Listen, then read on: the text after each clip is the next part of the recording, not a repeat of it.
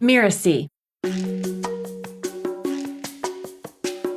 I'm Michael Zipursky, and you're listening to Making It. I run a business called Consulting Success, and we help consultants develop profitable, scalable, and strategic consulting businesses.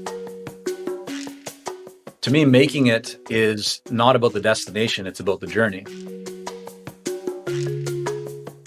Why not structure our days and who we work with and what we're doing so that we truly can not only make an impact and create great results for people, but also enjoy the process? And I think that's one of the greatest opportunities, and what I find most enjoyable about being an entrepreneur is that you can truly craft whatever you desire most. And what I've found over time is if you think about a triangle, at the apex of that triangle, a lot of people, especially in their early days of business, they will put their business at the apex, at the top of the triangle, and they'll put their lifestyle below it. And what that means is they have to make all kinds of different compromises within their lifestyle. So that might mean their family or time with their kids or hobbies or other things that they enjoy. They have to make sacrifices within the lifestyle to be able to support the business above it. And I think that it should be flipped, where at the apex, we should put our lifestyle, meaning what we truly get fulfillment and enjoyment from, spending time with loved ones, family, whatever it might be, and then put your business below it. Because you can make sacrifices or compromises inside of your business that support the lifestyle that you want. But if you're not first clear on what's going to be most meaningful for you and what do you truly want to create, then how can you create a business that will align with that?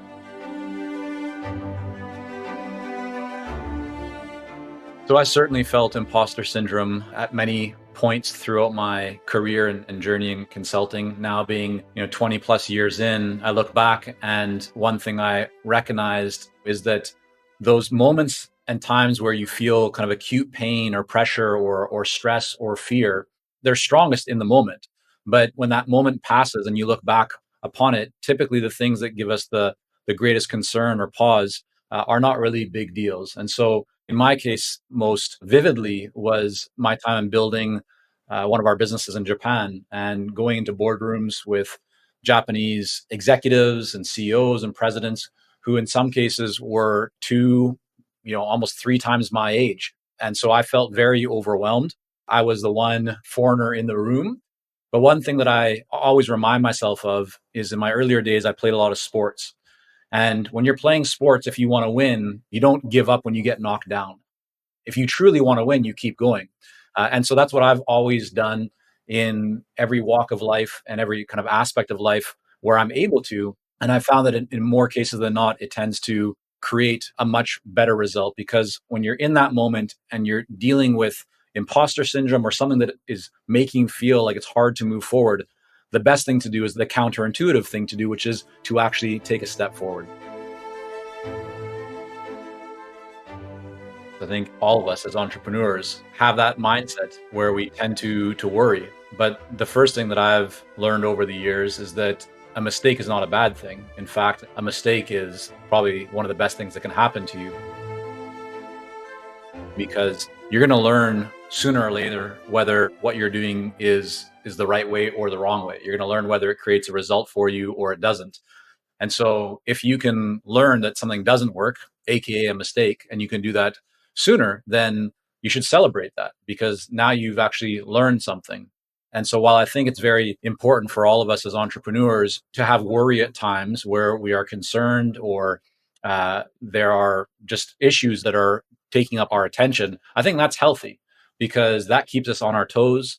It helps us to not become complacent and hopefully gives us the inclination and desire to invest more time, effort, energy to making improvements and to seeking out greater growth rather than just standing still. Because in the game of entrepreneurship, you're never standing still. That doesn't exist. You're either going up or you're going down because those around you are either going up or going down. And so I think that feeling of worry is actually something that should be welcomed, recognized, and then acted upon.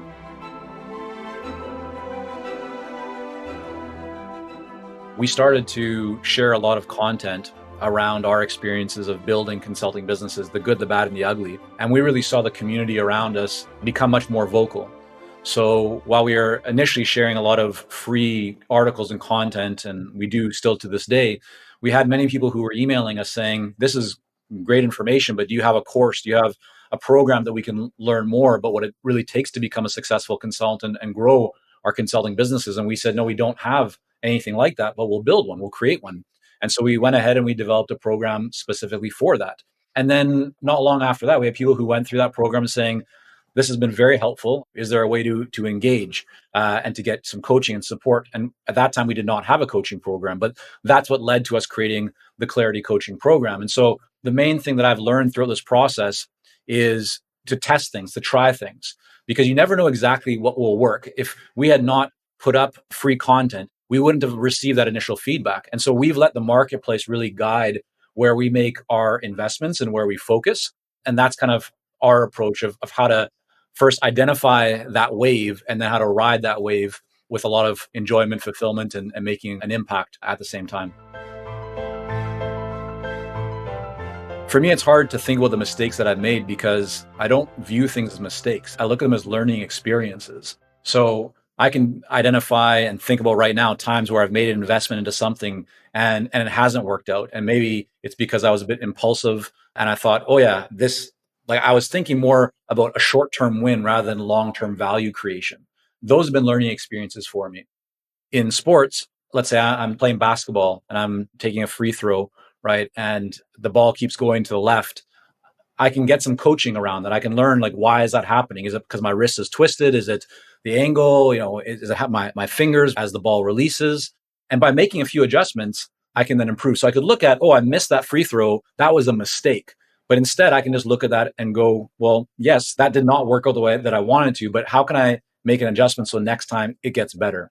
And I understand that for many entrepreneurs, right, we can focus on what's going wrong, but I've always found it, or at least I've learned that it's much better to focus on the positive rather than the negative.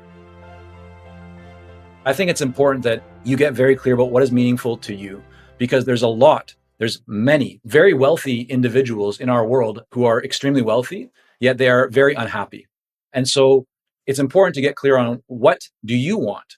What is most meaningful for you? Don't worry about others. I think that's a dangerous place to be, is when you start comparing yourself to the success or failures of other people. Because at the end of our days, right, when we're kind of lying on our deathbed, you will never hear somebody say, oh, I wish that I spent more hours working. They'll say things like, I wish I spent more time with my children, or I wish I would have tried to conquer this fear that I have and really realize my potential. And so I think that's where it's important for all of us to get clear about what is most meaningful for us, where will we get the greatest fulfillment from, and then focus on those things. And don't compare yourself to others, but recognize that if you see someone else doing something that you feel is of interest to you, if somebody has done it, it means that you can do it also. You just need to figure out how. And that's, again, the exciting thing about being an entrepreneur or in business, is that you truly, like, the sky's the limit. You can make whatever you want happen. You can create whatever you want, but you should make it for yourself. Don't make it just, to compare yourself to someone else. Pre-COVID, I was spending about 5 months out of the country each year, traveling the world with my family while still running the business. And that's always been important for me. That's what gives me greater energy. So get clear on, what is most important for you. And then again, figure out what kind of lifestyle you want to have, because then you can figure out how to structure your business to support that lifestyle. I think travel is incredibly important for all of us in the world. Those of us that have the ability and the opportunity to travel, I would always encourage people to take it. I've never met somebody who has traveled the world and doesn't see things differently than they did before. You can learn so much more about people, about history, about cultures, religions, and it's very easy to have a judgment or a belief about a certain type of person or a certain culture, a certain religion, or certain language. But until you actually immerse yourself in that culture or try and get closer to it, you really don't understand it. And I think the more understanding that we all have about each other, the more exciting the world becomes. And if you're in a business where you interact with people, the more that you can learn about people, the better you can serve them. I think the greatest misconception in our world of business is that there's one way to do something. Following one way or moving towards something that you believe at least can get you closer to where you want is a good thing. If there's one path that you see, it's better to take that path than not take any path, like just to stand still. That might be another misconception as well, is that some people believe that you need to wait for the right time to do something. Well, there is no right time. When you look at those who are most successful, they didn't wait for the perfect time. They took action. They learned. And based on the actions that they took and the results they saw, they got feedback. And then based on that feedback, they made adjustments or decisions that helped them to make greater progress. So progress is not about perfection. Progress, comes from just taking action. I'm Michael Zipursky, and you've been listening to Making It. You can find me at consultingsuccess.com.